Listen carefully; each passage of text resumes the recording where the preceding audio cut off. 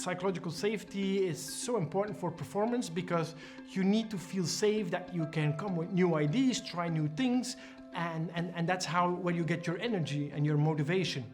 Now, what is happening in this crisis is that psychological safety is under threat because people don't know what the future will bring. They hear a lot about job cuts, salary cuts, being uncertain about the future of their company, the future of their own careers. And so suddenly people become very cautious in what they do and what they say at work. Also, most of the people now are working at home or working in very exceptional circumstances, and that doesn't make it easy to check informally with people if everything is okay, if what they're doing is okay.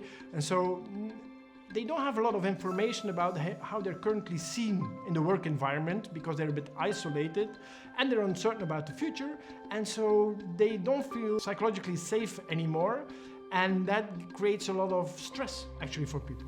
A lot of organizations mean well, and so they will communicate about the turbulent environment, they will communicate about a difficult financial situation, but in doing so they actually are undermining people's psychological safety.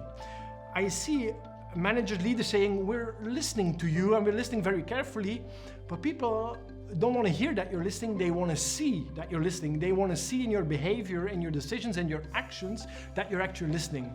Everything that was more based on an informal understanding and goodwill risks being undermined now. And actually, in a crisis, a lot of companies are counting on the goodwill of their employees. So what you want to do as a leader is you need to open up communication channels, explaining, look, we'll do everything we can to make sure that you thrive in your job, that your job is still here. We can't predict that, but for the moment, we will give you all information that we have ourselves, and feel free to reach out to us to how you're doing, how you're experiencing, and how we can support you in currently doing your job as well as possible. And then you need to capture what you've heard, bring that back to the people and say, look, this is what you're telling me, I've listened to this, I've reflected on it, and this is what I'm going to do. And that will instill a sense of trust when they see that you're actually changing your decisions on the basis of what you've heard from them. Listening is an important one, but also be very open and honest about this being an exceptional situation. So let's say that, for instance, you had some sort of an informal agreement with an employee about working hours or maybe a training or a program that person would follow, and that is no longer possible. You need to acknowledge the previous sort of promises that were made, and you also need to make very clear that a new negotiation will happen in the future where everything that has happened will be taken into account. A lot of people are a bit distrustful about a lot of things are happening. Will you remember in 6 months or in a year how much effort I put in here, how risky everything that we did here was?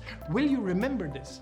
And so as leadership, you need to sort of acknowledge that we know that is exceptional, but we won't forget this. And that will instill a new sense of trust. People will be accepted that some of the agreements will have to stop here and will need to be renegotiated at a later point of time. But you need to be honest and open about this.